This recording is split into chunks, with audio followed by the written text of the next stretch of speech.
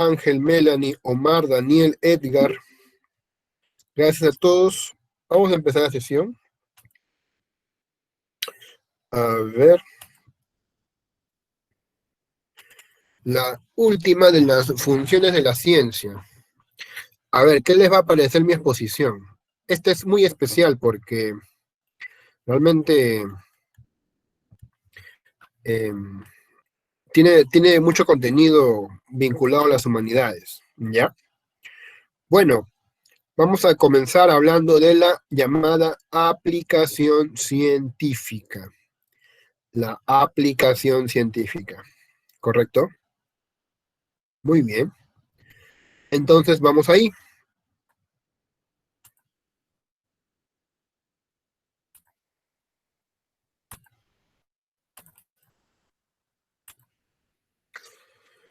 Correcto. Aplicación científica. A ver, ¿puede el conocimiento del pasado ayudarnos ahora y por lo tanto sernos útiles, tener aplicación? Bueno, sí, ¿no? De hecho que la ciencia aplicada que no solamente es tecnología, también requiere ayuda de la historia, sobre todo en estos momentos en el que las cosas parece que se repiten. Te leo un poco lo que está acá, que es una antigua hoja de España, es un boletín, que dice: asimismo, recuerdo que la infección se propaga por las gotitas de saliva que despide el que habla, tose, etc. A nuestro lado, al ser respiradas por los que le rodea, si está enfermo o convaleciente. Que se abstenga en consecuencia de permanecer en locales cerrados, mal ventilados, donde se reúne mucha gente, como las tabernas, los cafés. Que se extreme la limpieza de las casas, que se tengan abiertas todo el día las ventanas de los dormitorios y se ventilen con frecuencia los locales donde permanezcan durante el día. Estar en el campo al mayor tiempo posible porque el aire libre, el agua y la luz son los mejores desinfectantes en esta ocasión. Tener mucha limpieza de la boca y, en una palabra, seguir los consejos del médico y desoír a los ignorantes que os invitan a beber alcohol o consumir tabaco como remedios preventivos, por ser sus efectos en esta ocasión más nocivos que nunca. 4 de octubre de 1918. Oye, esto es muy raro, ¿no? Aplicación científica. La ciencia aplica conocimientos cuando usa conocimientos encontrados en beneficio de la humanidad. Usa esos conocimientos para nuestro beneficio. Como vieron en el anterior gráfico, se usaron los conocimientos de la historia para un poco mostrarnos cómo proseguir.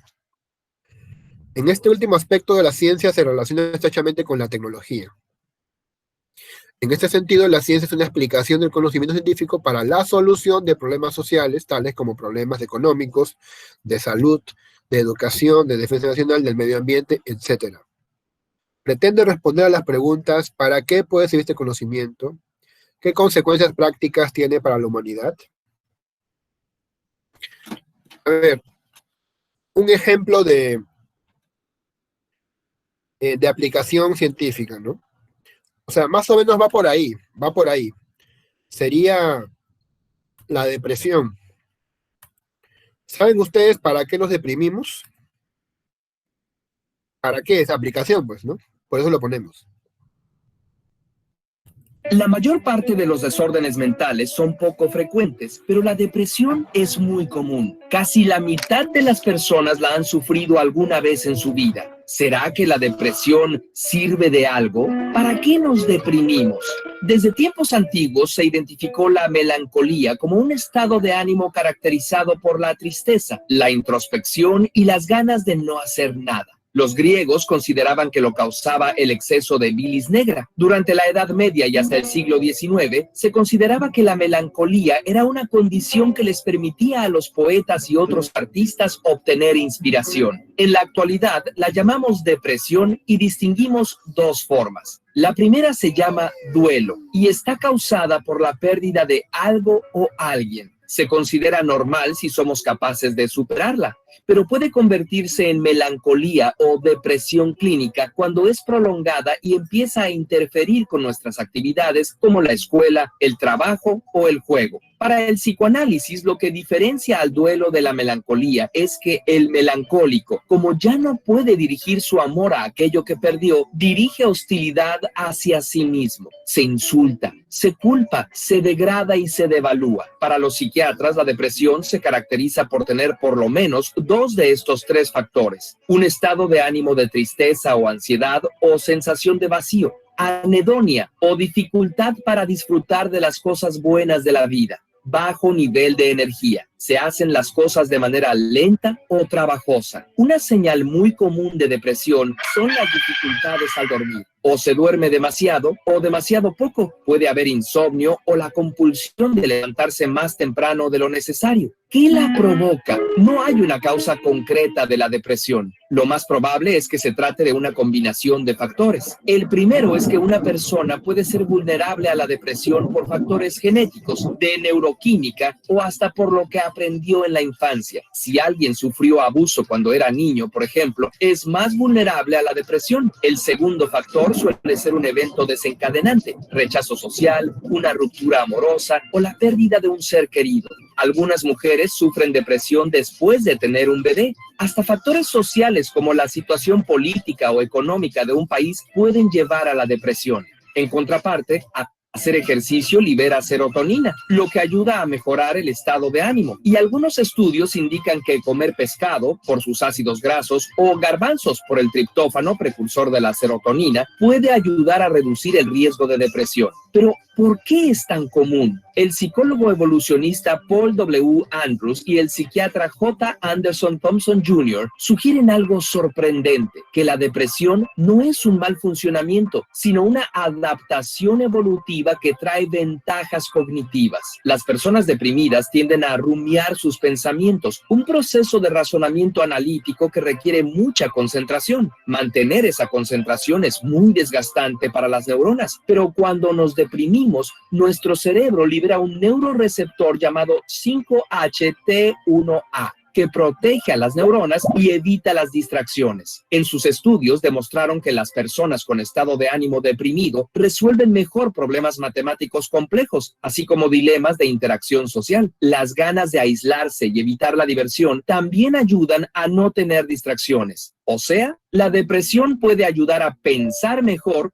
y por más tiempo. Esto no significa que la depresión no sea un problema. Sí que lo es, sobre todo si te es difícil superarla o te produce pensamientos de falta de autoestima o incluso suicidio. Decirle a alguien deprimido que ya se alegre o que se distraiga no resuelve el problema. Es necesario pedir ayuda y siempre hay alguien dispuesto a ayudar. Es posible que se necesite suministrar algún medicamento, pero eso es algo que solo un experto en salud mental puede determinar. Los estudios de Andrews y Anderson indican que lo más útil es buscar tratamiento psicológico. Las terapias que mejor funcionan son las que ayudan a encauzar esa rumiación escribiendo o pintando tus pensamientos y sentimientos, o simplemente dialogando con un profesional para ordenarlos y darle sentido a lo que has vivido. La depresión es una forma de empujar una verdad que ya no quiere ser silenciada. En resumidas cuentas, es posible aprovechar la depresión para entendernos más a nosotros mismos y a nuestras circunstancias. Curiosamente.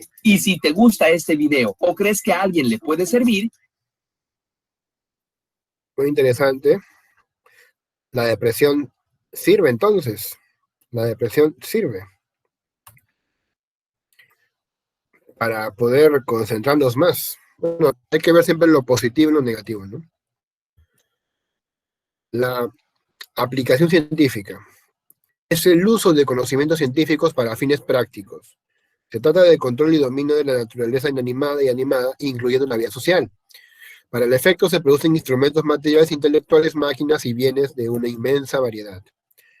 Probablemente la técnica ha sido anterior a la ciencia, entendida básicamente como teoría controlada sistemáticamente por la experiencia. En todo caso, la técnica se ha desarrollado independientemente de la ciencia. La producción industrial en masa se inició con la técnica desprovista de teorías científicas. La máquina de vapor resultó el caso más patente de este divorcio, pues la teoría termodinámica que permitió explicar científicamente su funcionamiento solo pudo desarrollarse más de un siglo después que se iniciara la revolución industrial del siglo XVIII. Fíjese ese detalle, ¿eh? La técnica anterior a la ciencia. Y como explicación de ello, la máquina de vapor primero surgió y luego la termodinámica, que es la que le da sustento teórico. No cabe duda de la importancia social de la ciencia ha dependido de la aplicación de la ciencia y de sus extraordinarios alcances que embarcan la transformación profunda de la cultura humana y de la misma faz de la Tierra. Vamos a definir conceptos. Estas cosas ya las hemos visto, ¿eh? En un capítulo, creo que fue en la segunda semana, me parece. Las técnicas son sistemas de habilidades y reglas que sirven para resolver problemas. Las técnicas se inventan, se comunican y se aplican. Por ejemplo, podemos hablar de técnicas para resolver sistemas de ecuaciones. ¿Recuerdan? El método de Ruffini, por ejemplo, el método de Ruffini para dividir polinomios. De técnicas de propaganda para ganar el mercado para un cierto producto. Aquí en el gráfico ves una técnica de propaganda. ¿Sí? Una técnica de propaganda. I want you for US Army. Nearest recruiting station. Yo te quiero a ti, algo así, ¿no? Para las Fuerzas Armadas, ¿no? Y este es el famoso tío Sam. El tío Sam, que es la figura que representa al Estado norteamericano. Dice que cerca, muy cerca está una estación de reclutamiento. Esa es la propaganda que se hacía, ¿no? Para participar en la guerra.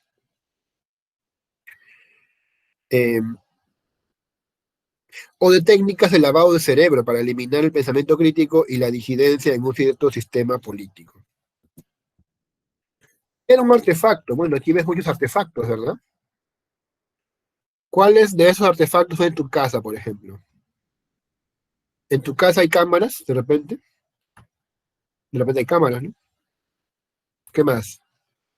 De repente también hay, no sé, pues estos, ¿cómo se llaman estos? ¿Cómo se llaman? Justins, creo que se llaman Justins. Mandos. Los mandos para jugar, sus laptops, una radio, una videograbadora, una moto. Esto que es un Game Boy, parece que es un Game Boy. Esto ya no creo que usen, ¿no? Ustedes, a ver, por si acaso, en su casa hay un Walkman. ¿Saben lo que es un Walkman? Sí, pero no hay. Ya no hay, pues una cosa, ¿no? Primitiva. También la cámara fotográfica, pero la cámara que usa carga, ¿no? Que usa, no sé cómo, el rollo, los rollos, ¿no? Ustedes usan cámaras con rollo, de repente ya no, ¿no? En fin, los artefactos son objetos concretos que se usan al aplicar técnicas y que suelen ser el resultado de las transformaciones de otros objetos concretos.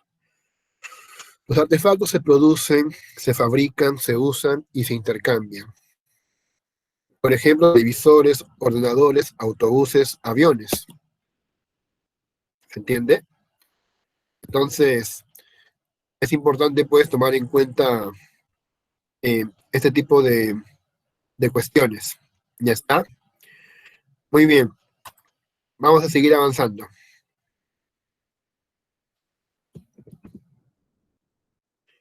Nos quedamos en sistema técnico. Hemos visto técnica, hemos visto artefacto, ahora sistema técnico. La definición que te voy a dar de sistema técnico obedece a un filósofo de la técnica llamado Miguel Ángel Quintanilla. ¿Ya? Miguel Ángel Quintanilla. Un sistema técnico consta de agentes intencionales. Una persona que tiene alguna intención de al menos un fin que los agentes pretenden lograr, abrir un coco o intimidar a otra persona, ¿sí? Objetos que los agentes usan con propósitos determinados la piedra que se utiliza instrumentalmente para lograr el fin de pulir otra piedra y fabricar un cuchillo, y de al menos un objeto concreto que es transformado, la piedra que es pulida. El resultado de la operación del sistema técnico, el objeto que ha sido transformado intencionalmente por alguna persona, es un artefacto, el cuchillo. O sea, cuando tú dices que esto es un artefacto, no tienes que olvidar que detrás de todo eso hay personas que lo han hecho para algo y que han usado métodos para fabricarlo y que han logrado esta piedra, este cuchillo. Y eso es lo que se llama sistema técnico. Sistema técnico, o algunos lo llaman, incluso lo llaman tecnología. Esto es tecnología. Tecnología no es la cosa, ¿no? Tecnología no es la cosa, sino que tecnología es el sistema que hace posible que se produzca esta cosa. Aunque también la cosa, ¿no? También la cosa lo es, forma parte de todo eso. Vamos a conocer a este señor Mario Bunge. Él tiene otra definición de tecnología. La tecnología está formada por sistemas técnicos, que incluyen a las personas y los fines que ellas persiguen intencionalmente, al igual que los conocimientos, creencias y valores que se ponen en juego al operar estos sistemas para tratar de obtener las metas deseadas. O sea, la tecnología son sistemas técnicos más creencias, conocimientos y valores. Para Bunge, la tecnología es el estudio científico de lo artificial, el área del conocimiento relacionado con el diseño de artefactos y la planificación de su realización, operación, ajuste, mantenimiento y monitorización a la luz del conocimiento científico. Un cuerpo de conocimiento es una tecnología sí y solo sí se cumplen esas dos condiciones. Es compatible con la ciencia coetánea y controlable por el método científico. Y se lo emplea para controlar, transformar o crear cosas o procesos naturales o sociales. ¿Se dan cuenta? Esa es la idea. Eso es tecnología. Eso es tecnología, según Mario Bunge. Según Mario Bunge. La tecnología entonces pone en juego, ¿qué cosa? Conocimientos. Conocimientos. Básicamente eso. Un conocimiento que es compatible con la ciencia, con el método científico, pero que se usa para modificar la naturaleza o la propia sociedad. Aquí viene pues el tema de la aplicación científica.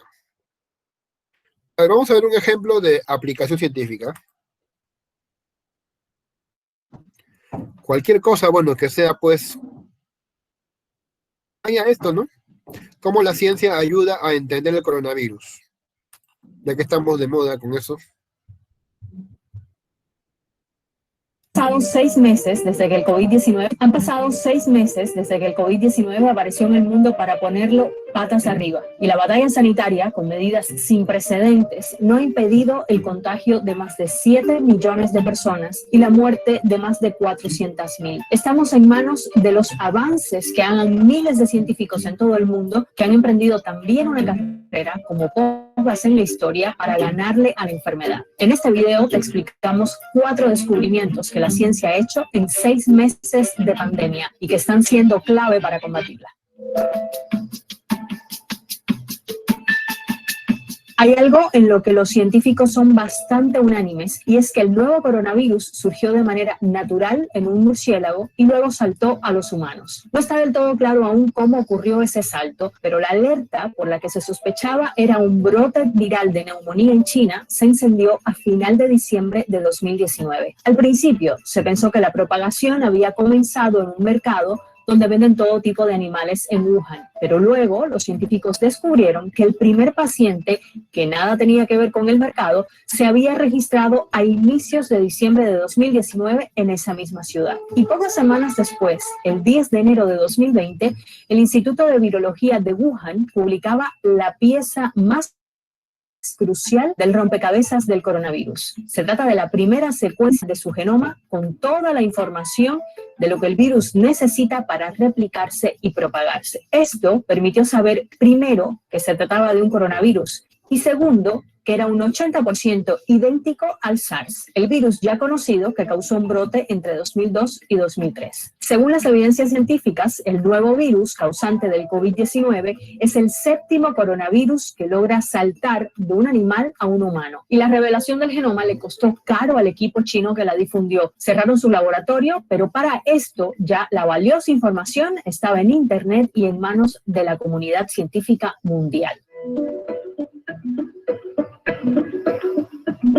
Y esto facilitó muchas investigaciones sobre el nuevo coronavirus. Utilizando la plataforma científica GISAID, laboratorios de todo el mundo han compartido las secuencias del genoma de sus respectivos países en tiempo real, utilizando miles de muestras nasales de los casos positivos. Y esto ha permitido entender el virus y darle seguimiento, saber cómo se propaga, cómo se comporta, cómo va mutando. Un ejemplo, toman una muestra en Nueva York que revela 3 mutaciones únicas. Y si varias muestras en Wuhan también muestran esos mismos 3 errores o mutaciones en su genoma, es muy probable que todos esos casos provengan de una sola transmisión. Y esto es crucial para ayudar a los expertos a comprender cuándo y cómo el virus saltó de Wuhan a Nueva York. Con estos datos, los científicos crearon este mapa de mutaciones del virus mientras se extiende por el mundo. A su vez, esta información es útil para quienes están en el terreno rastreando los contagios.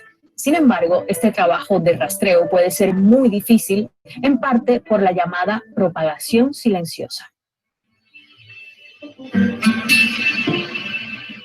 Los científicos pudieron estudiarla gracias a un experimento único en el pueblo de Bo, donde se registró la primera muerte por coronavirus en Italia el 21 de febrero. Inmediatamente se decidió aislar a toda esa aldea, en la que viven cerca de 3.000 personas, y hacer pruebas repetidas a todos los habitantes con o sin síntomas. Así llegaron al hallazgo más importante. Un porcentaje enorme de los casos positivos tenía síntomas muy leves o ninguno. El 40% de los infectados no era consciente de que tenía la enfermedad y podía contagiar a otros. Y otros estudios posteriores aseguran que este número puede llegar al 70%. En resumen, el experimento de Bo mostró la eficacia de la enfermedad para propagarse entre personas que ni siquiera saben que están enfermas. Otro descubrimiento clave sobre el coronavirus es la forma en la que consigue entrar al cuerpo, enganchándose a unos receptores muy específicos que se encuentran en la superficie de nuestras células, conocidos como ACE2.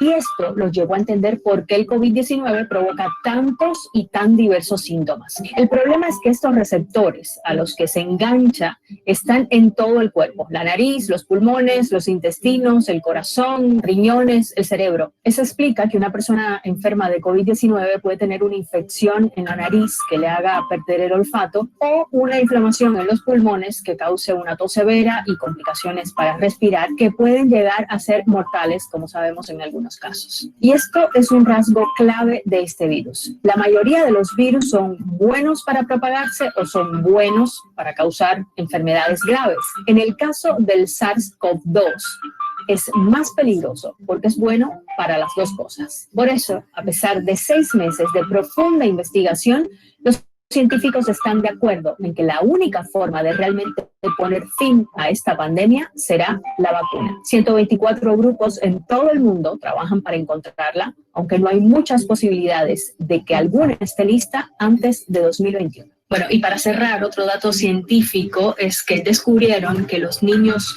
son menos propensos a enfermarse de gravedad con el coronavirus porque tendrían en sus pulmones menos de estos receptores del que hablamos en el video, que ayudan al coronavirus a entrar dentro de las células humanas. Si te pareció interesante lo que viste aquí, por favor, comparte. Muy bien, muy interesante,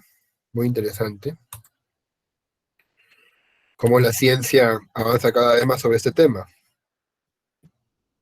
Pero vamos a meternos a otro tema, un problema filosófico,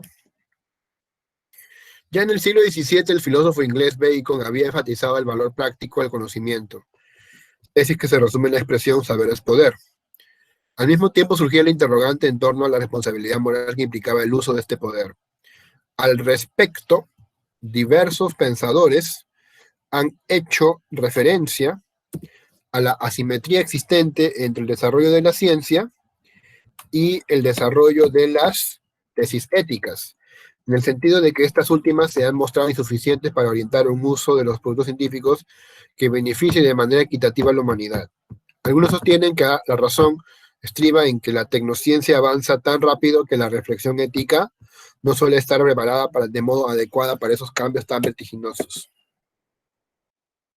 El punto de vista anterior se ha nutrido de experiencias dolorosas, ejemplificadas de manera muy directa por lo ocurrido durante la Segunda Guerra Mundial. En efecto, durante este lapso se desarrolló notablemente la rama de la física conocida como mecánica cuántica, química, lógica matemática, electrónica y aerodinámica. Esto dio lugar a la invención de nuevos artefactos que han servido para el exterminio masivo de millones de personas. La invención del computador de SUSE en Alemania y Claudio Shannon en Estados Unidos y Alan Turing en Inglaterra posibilitó hacer cálculos antes impracticables que facilitaron la construcción de la bomba atómica y de la bomba de hidrógeno. Es conocido que el uso por parte de los Estados Unidos de la bomba atómica lanzada contra las poblaciones de Hiroshima y Nagasaki dio lugar a una preocupación profunda de los científicos más notables del mundo, entre ellos Albert Einstein, en el sentido de que se sintieron responsables del uso destructivo que políticos y tecnólogos estaban haciendo de los conocimientos producidos por los investigadores científicos. Aquí está pues el tema ético, ¿no? La aplicación científica puede servir, ¿no? Puede servir para, digamos, verle la parte positiva a los problemas y ver cómo la ciencia ayuda a resolver los problemas. Sin embargo, también puede generar otros problemas, como este de acá. A lo anterior se sumó la constatación de que en los campos de concentración de la Alemania nazi de Hitler se realizaron experimentos en hombres, particularmente judíos a los que se les abría la tapa de los sesos o se les sometía a radiación o eran electrocutados hasta un determinado límite, hecho con el propósito pretendido de hacer progresar a la ciencia, pero que tuvieron un alto costo en vidas humanas. Paralelamente, el desarrollo de la energía nuclear para producir centrales eléctricas de alto rendimiento y bajo costo se tornó rápidamente en una amenaza contra la vida y la salud de las poblaciones que habitaban las cercanías de las centrales nucleares.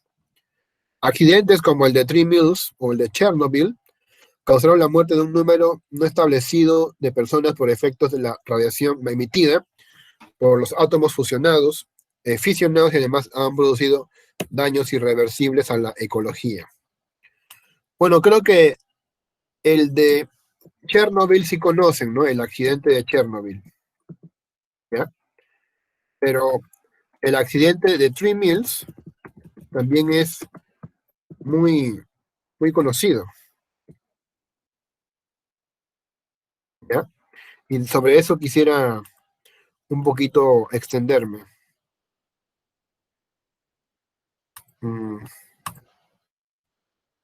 Ya, Three Mills, por poner que Three Mills.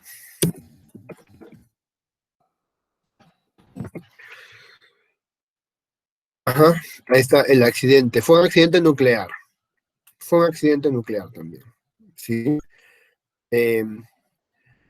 Un accidente que también pues involucró, por supuesto,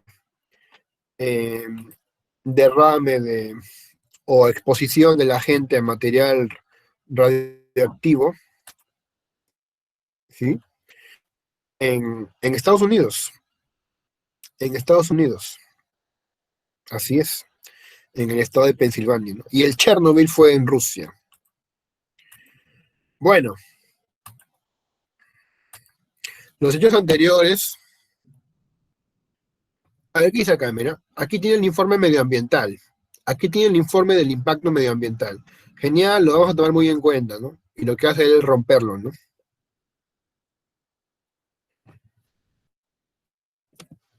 Los hechos anteriores han puesto en evidencia que el uso del conocimiento científico no solo amenaza la supervivencia de la especie humana, sino también la supervivencia de las otras especies, en la medida en que ha ocasionado una destrucción significativa del medio ambiente. Y no es necesario para ilustrar este hecho que recurramos solamente a la tecnología de la guerra. pues la tecnología de la aeronavegación, de la industria automotriz y de los complejos petroquímicos, entre otros ejemplos, generan cantidades letales de gases y desechos que destruyen cotidianamente bosques y convierten en aguas muertas a ríos y lagos. Ahorita es la típica escena, ¿no? Y antes el aire estaba limpio y el cielo era azul. Le decían los viejos a los jóvenes de ahora, ¿no?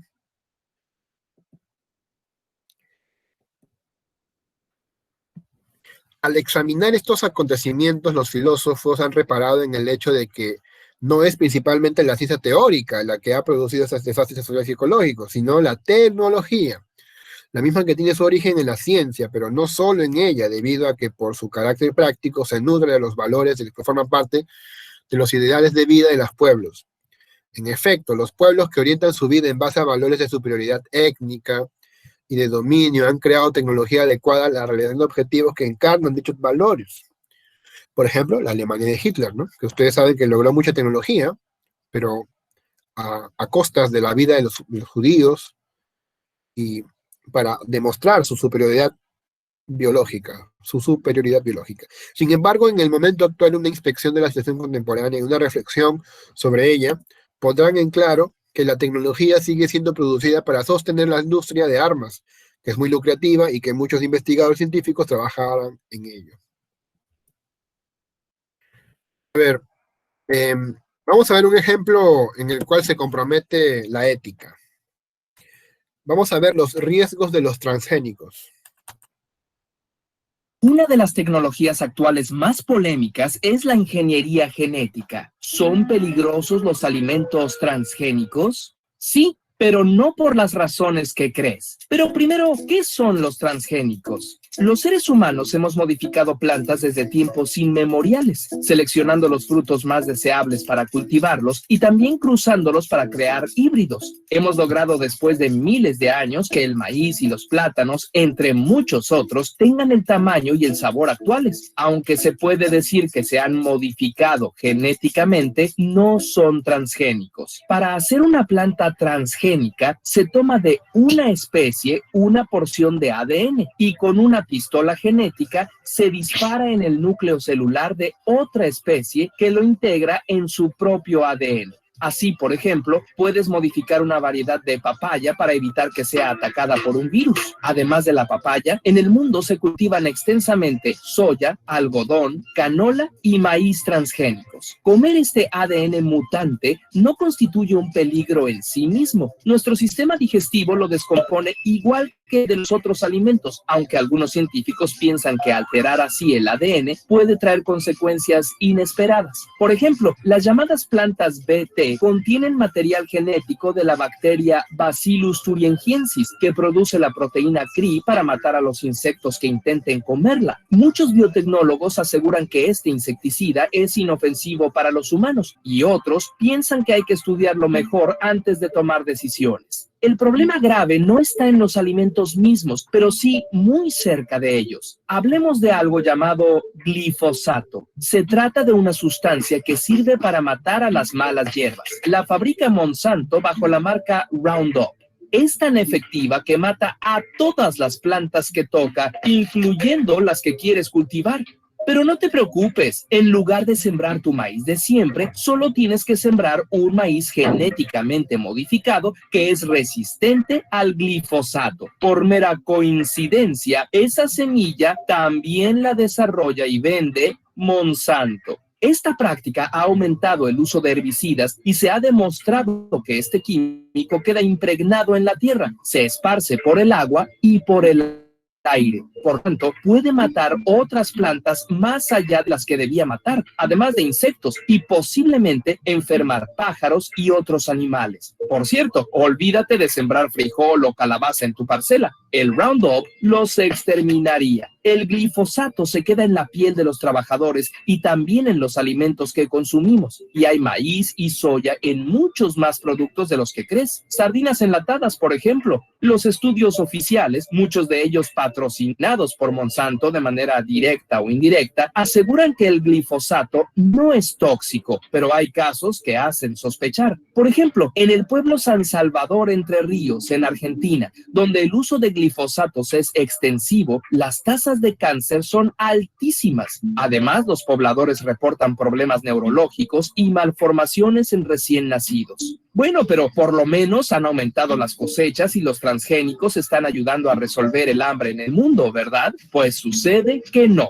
Los datos indican que en Estados Unidos, por ejemplo, no ha aumentado la cosecha de alimentos a partir de la introducción de transgénicos comparado con Europa, donde no se utilizan. Y en cuanto a acabar con el hambre, el problema no es de escasez de alimentos, sino que hay demasiada gente que no tiene dinero para comprarlos. Mientras tanto, solo 6 empresas controlan el mercado global tanto de agroquímicos como de biotecnología y gastan millones de dólares en cabildeo y publicidad para impedir que se les regule. En nuestra opinión, el problema más grave es social y económico. Los agricultores locales han trabajado por generaciones para obtener las mejores y más diversas variedades de su producto. Una empresa que imponga el cultivo de una variedad de la que ellos tienen la patente está poniendo en riesgo la biodiversidad y posibilitando la contaminación genética. Incluso hay casos donde si las semillas nativas se contaminan, se demanda a los campesinos locales por usar material patentado y además la seguridad alimentaria de todo un país se pondría en manos de una corporación. El problema no es la modificación genética, sino el modelo económico que privilegia las ganancias y no el amor a nuestro planeta ni la salud de la gente.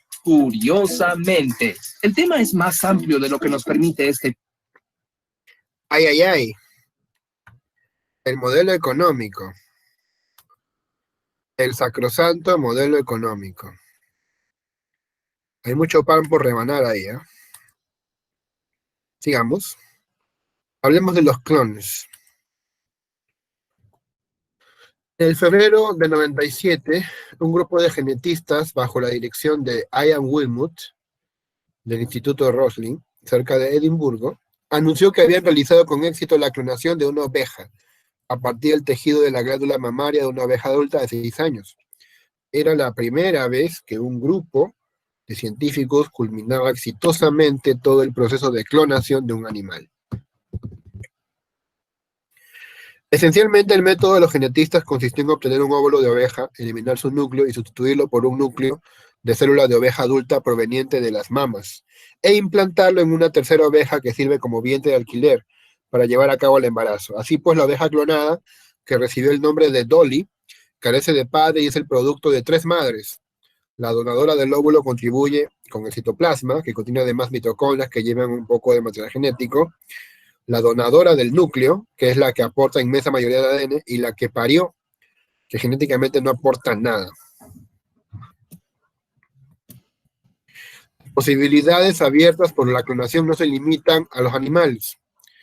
Lo que era solo un sueño fantasioso está casi ahora al alcance de las manos de los científicos. Crear seres humanos a partir de células. ¿Se acuerdan? El llamado homúnculo, ¿no? El homúnculo, del cual hablamos con el Paracelso, el médico Paracelso. Esto abre la polémica y genera importantes preguntas. ¿Es ética la clonación humana?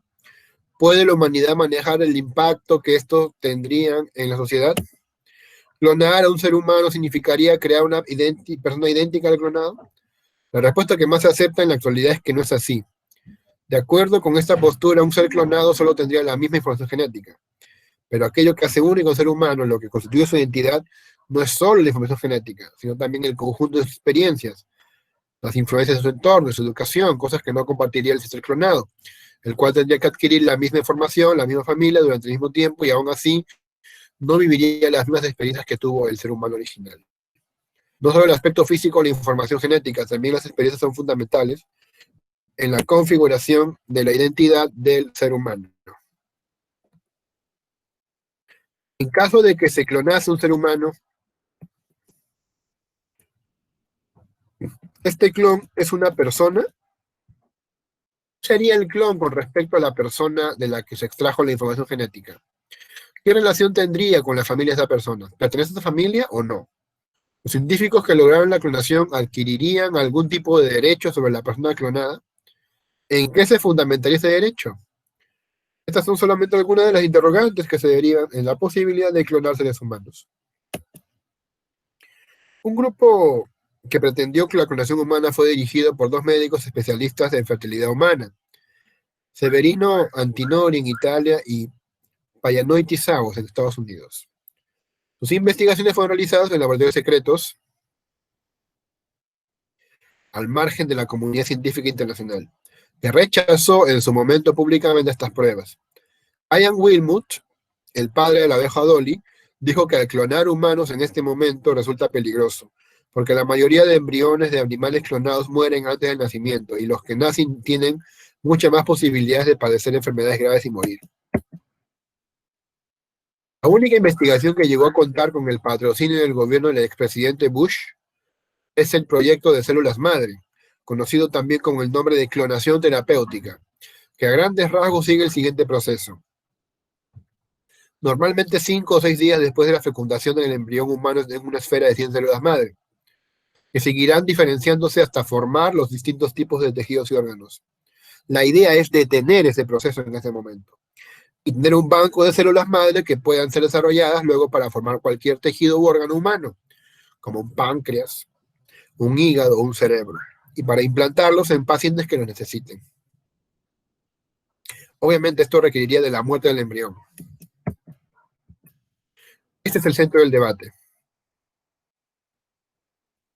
Si es ético o no sacrificar embriones. En este momento se produjo un encendido debate en el Congreso de Estados Unidos para aprobar estas investigaciones. Alguien dijo lo que quieren es crear millones de embriones para sacrificarlos luego. Un embrión es una vida humana, no una brizna de polvo.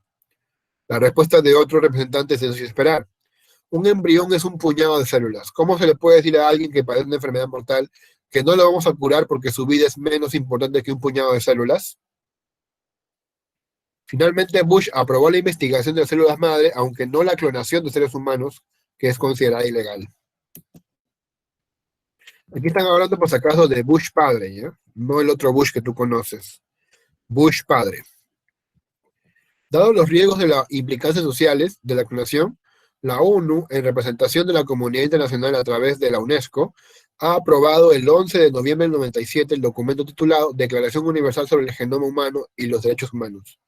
En su parte C, artículo 11, el referido documento establece que las prácticas que son contrarias a la dignidad humana, tales como la reproducción de seres humanos por clonación, no debe ser permitida. Asimismo, indica que los estados y los organismos internacionales correspondientes se encuentran invitados para cooperar en la identificación de tales prácticas y en tomar a nivel nacional e internacional las medidas necesarias que aseguren el respeto a los principios establecidos en la referida declaración. Es en este punto que entran a tallar, pues, las humanidades, ¿sí? Son importantes las humanidades por estos conflictos que hay, conflictos éticos con la aplicación científica, con la tecnología. Esa es la cuestión. A ver, ¿qué son las humanidades? A ver, hablen cualquiera de ustedes, por favor, les escucho.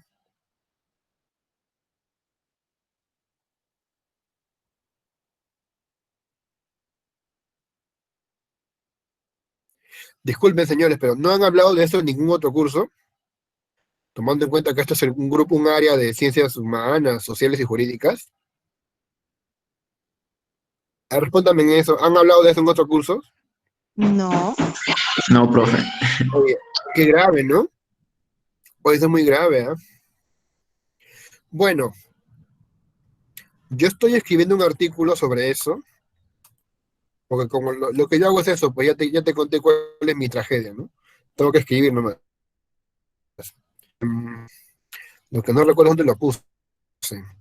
Voy a buscarlo, a ver. Esa era algo sobre humanidades, ¿no? A ver. Por ahí debe estar. Por ahí debe estar. Este es. Dicen que lo van a aceptar, pero a veces tengo desconfianza porque las revistas te dicen que sí, los dicen no sé qué pasó, ¿no? Pero bueno, hasta ahora parece que sí, más o menos cumplen, ¿no? Lo que prometen, parece. Vamos a ver qué pasa, pues. En todo caso, ya les envié mi corrección, y lo que te voy a mostrar es una definición de ciencias humanas, que por ahí está. Luego te lo voy a reforzar con un pequeño video.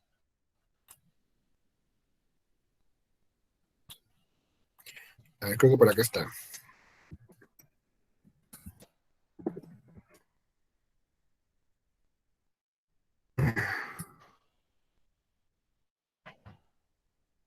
Esta es. Jóvenes, les digo algo, ¿ya? La diferencia entre ciencias sociales y ciencias humanas es muy sutil. Es muy sutil. Lo que te voy a decir es una propuesta. No es la verdad pura y dura, ¿no? No es. Es muy sutil, ¿ya?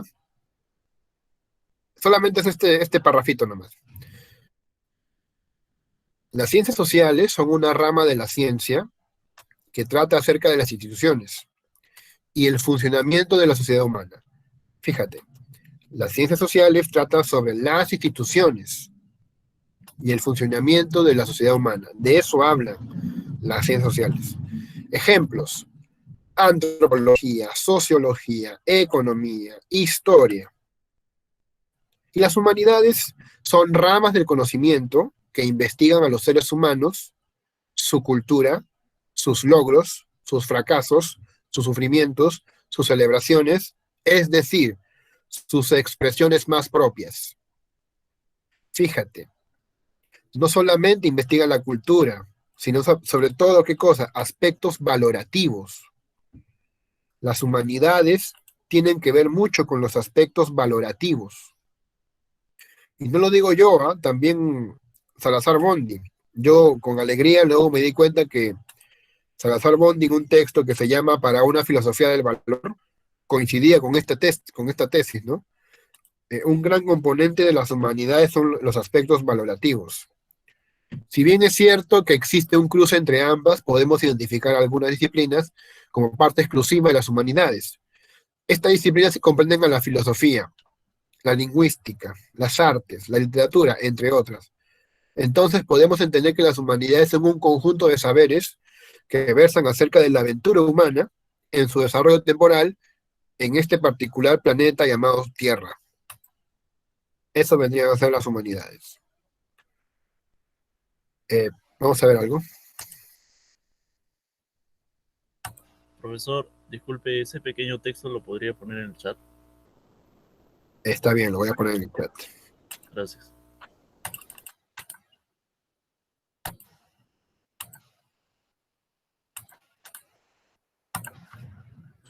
Y ahí está.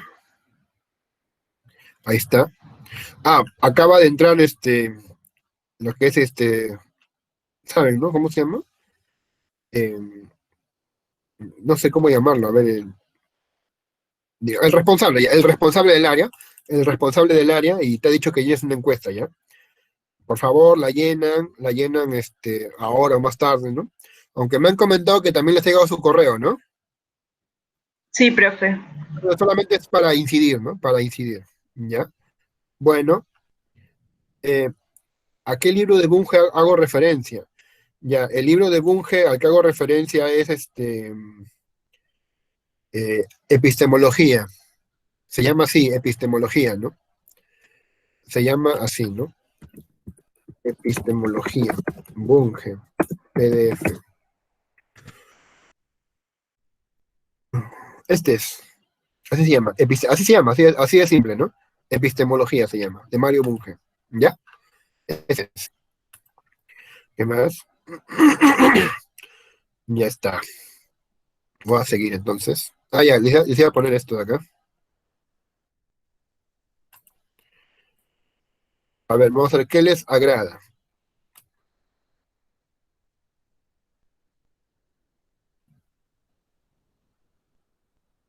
Mm, mm. A ver, ¿qué prefieres? ¿Un video de Estados Unidos sobre humanidades o escuchar a Vargas Llosa? Vargas Llosa, profe. Ya, Vargas Llosa. Vargas Llosa. Vamos a escuchar a Vargas Llosa. No. Idea. Por si acaso, el otro video también está ya saben, ¿no? En la carpeta del grupo. Ya saben ustedes cómo ver esto, ¿no? Si tú quieres ver otro video porque no te gusta Vargas Llosa por X motivos, lo que haces tú ya sabes, como ya te conté, ¿no? Bajas, bajas, bajas, bajas, bajas, bajas. Acá dice curso de introducción, en el tablón, ¿no? Ese es el tablón. Clic y ahí vas a ver todos los materiales. Ahí están todos los materiales. Ahí están todos. Hasta hay más cosas que si tú ves, te vas a asombrar. Bueno, vamos a ver. Hay una idea muy equivocada que las humanidades son prescindibles, ¿ah? Que la formación debe ser básicamente orientada a unos conocimientos prácticos que tienen que ver con la técnica, con la ciencia, y que las humanidades son como un complemento más bien superficial, y creo que esa es una gravísima equivocación. Yo creo que las humanidades son las que permiten romper el esquematismo que muchas veces produce la especialización, sobre todo la especialización excesiva, y que las humanidades además desarrollan el conocimiento sobre los grandes denominadores comunes que unen a los seres humanos. Muchas veces la especialidad los separa, los aísla, en un mundo que se balcaniza mucho por esa especialización, y que las humanidades justamente nos hacen encontrarnos a gentes de diferentes oficios, de diferentes vocaciones, y descubrir las cosas que tenemos en común, que son muchas. Por eso creo que las humanidades son indispensables en la formación, ya no digo solo de los periodistas, sino de los ciudadanos, porque sin las humanidades creo que el espíritu crítico, que es fundamental para el progreso humano, se podría empobrecer y hasta desaparecer, ¿no? Bueno, entonces el mensaje de Vargas Llosa básicamente es que las humanidades sirven para conectarnos, para entendernos, para el pensamiento crítico, ¿sí? Para oponerse a la idea de que solamente la ciencia es lo único que vale la pena. Sí, estoy de acuerdo con eso es algo aceptable.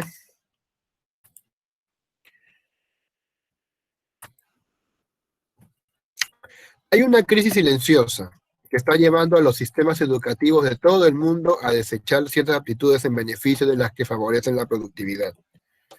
Esto se debe al interés creciente en aumentar la productividad económica, aún en desmedro del desarrollo y fortalecimiento de la democracia. No es malo darles prioridad a las ciencias y a la formación tecnológica, pero hay un riesgo cuando esto significa abandonar la formación en humanidades. Bunge, cito, en un libro que se llama Ética, Ciencia y Técnica, si no me equivoco, Ética, Ciencia y Técnica. Un humanismo sin ciencia y neutral es inoperante. Una ciencia sin humanismo es peligrosa.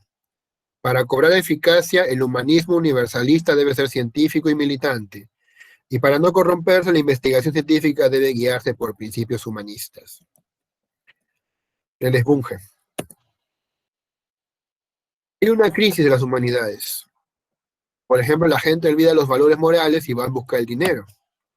Estamos ante la crisis de las humanidades. Las humanidades son algo más, algo que escapa del mero dato científico. Se trata de ser un ser humano. Esto implica cuestiones como caridad, amor, deseo, pero también supone la comprensión de las tensiones entre lo corporal y lo espiritual, entre la cultura del presente y la tradición del pasado, lo tangible y lo intangible. Las humanidades nos pueden enseñar a combatir los argumentos de autoridad y a la vez a instaurar autoridad. Pueden motivar la rebelión y a la vez consolidar una cierta escuela de gobierno. Pueden erradicar las diferencias y a la vez plantear distinciones. Todas estas habilidades no pueden ser analizadas por un pensamiento puramente cientificista. Hay necesidad de cierto holismo.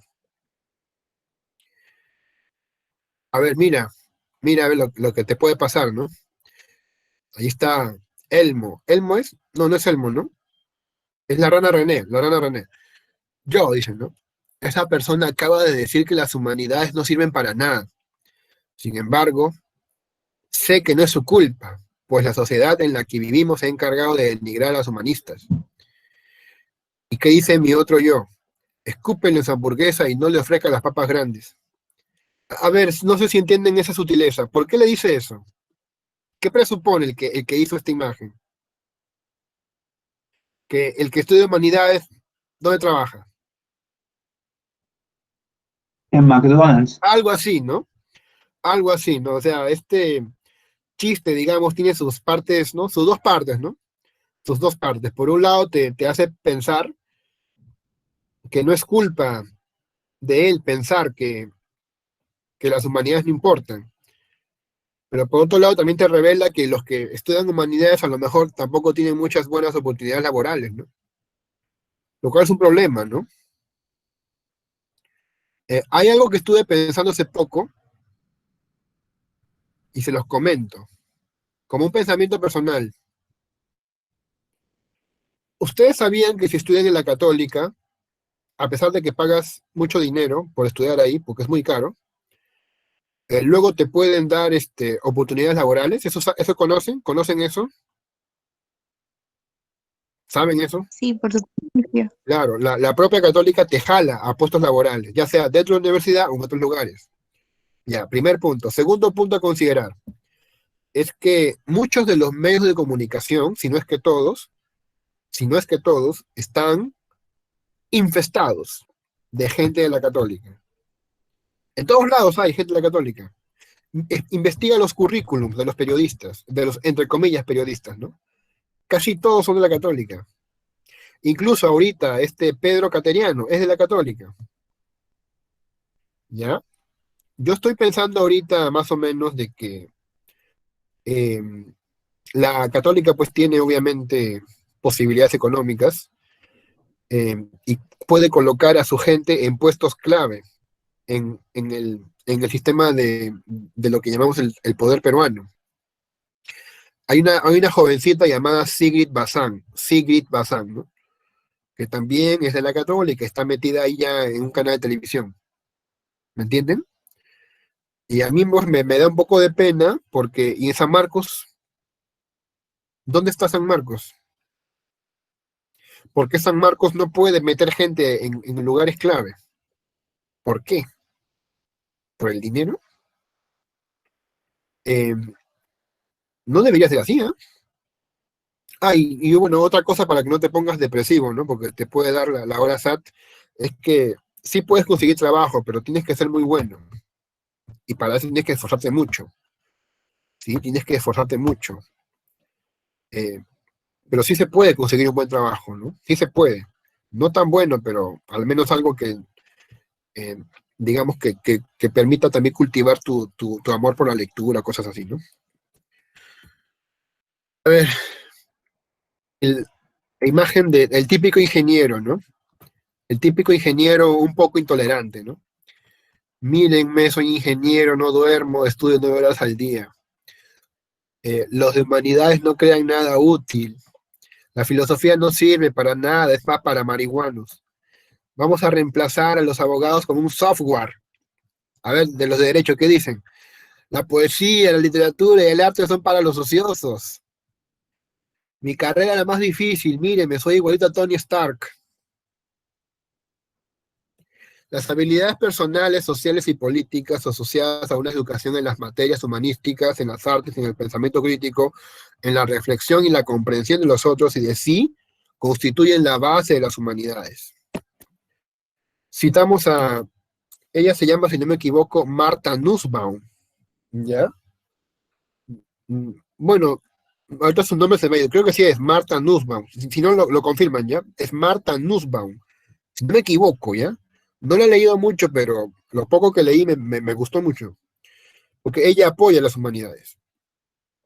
Cuando son además puestas en práctica en su mejor versión, estas otras disciplinas están penetradas por lo que podríamos llamar el espíritu de las humanidades, que reside en el cultivo del pensamiento crítico, de la imaginación atrevida, de la comprensión enfática de las experiencias humanas de muchas clases diferentes, y también de la comprensión de la complejidad del mundo en el que vivimos. Martha Nussbaum. Se vincula, pues, la educación con la democracia.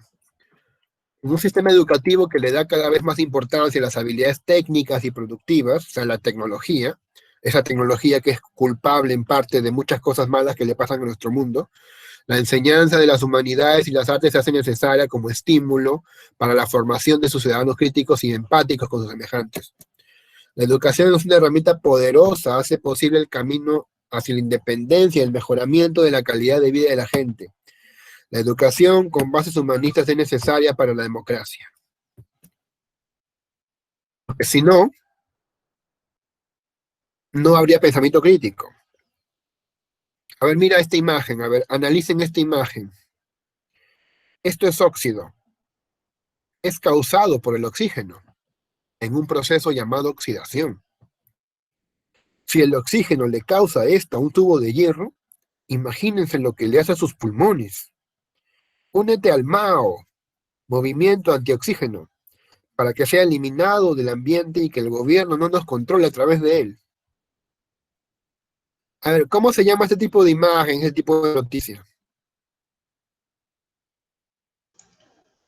Sátira. Sátira, tal vez sea sátira, ¿no? Pero, ¿Bulos? ¿cómo?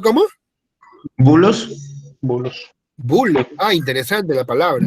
Como engaño. Noticias falsas. Sí. O también las llamadas fake news, ¿no? También fake news o bulos. Conspiraciones. Yo no sé si a lo mejor también llamarlo posverdad, porque fíjate que si tú lo lees, la letra, no, o sea, ni, por ningún lado ves, dice, por ningún lado ves que diga que es chiste. Más bien lo ponen como algo serio. Yo no veo en ningún lado siquiera una imagen semiótica que me haga pensar que es chiste. Más bien se presenta como si fuera verdadero. Posverdad puede ser. Democracia. Se entiende por democracia al conjunto de reglas que determinan la conducta para una convivencia ordenada, política y socialmente. Se podría decir que se trata de un estilo de vida cuyas bases se encuentran en el respeto a la dignidad humana, a la libertad y a los derechos de todos y cada uno de los miembros. Para que exista una democracia real es necesario que se cumplan ciertas leyes: soberanía popular, libertad e igualdad. Las tres palabras que definen este estilo de vida representado por un gobierno escogido por los ciudadanos. Tú mejoras, el mundo mejora. La pérdida de la cultura humanística traerá consigo la ruina de las sociedades democráticas, las que necesitan que sus ciudadanos sean capaces de pensar independientemente, de conseguir soluciones y vías alternativas para las decisiones prácticas, de respetarse a sí mismos y respetar a otros, de comprender la conducta ajena y ser capaz de ponerse en el caso de otras personas. Somos inducidos a convertirnos en productores de bienes monetarios mediante técnicas y conocimientos de los que depende la creciente movilización de los mercados y los consumidores. Pero nada garantiza que las personas entrenadas solo en generar ingresos sean capaces de construir sociedades en las que valga la pena vivir. Como el famoso caso de la leche pura vida, que ustedes saben que fue una estafa. A pensar, ya con esto acabo. Según James Treffield, autor de La cara oculta del universo, cito: no es probable que la exploración de los límites del universo a millones de años luz de la Tierra produzca ningún beneficio material para el investigador. No alimentará al hambriento ni proporcionará combustible a las máquinas de guerra. Si esta investigación no tiene esta utilidad práctica, ¿en qué radicaría su importancia? ¿Deben realizarse investigaciones que no reportaran ninguna utilidad práctica? Eso es para pensar, te lo suelto para pensar, ¿no? Solamente es algo para polemizar. La tecnología de los laboratorios de aceleración de partículas, observaciones astronómicos en las instalaciones de ordenadores numéricos gigantes requieren una elevada inversión de dinero. ¿Cómo valora este hecho? ¿Le parece adecuado el uso de este dinero o deberían priorizarse otras necesidades de la población? El solo hecho de que una investigación cosmológica sea científica justifica que el Estado o el sector privado busquen financiarlos en vez de, por ejemplo, buscar mejorar alguna carencia de la sociedad. ¿Qué cosa debe priorizarse, no? En la ciencia actual. Muy bien, muy bien. A ver, Fiorella, Lisette.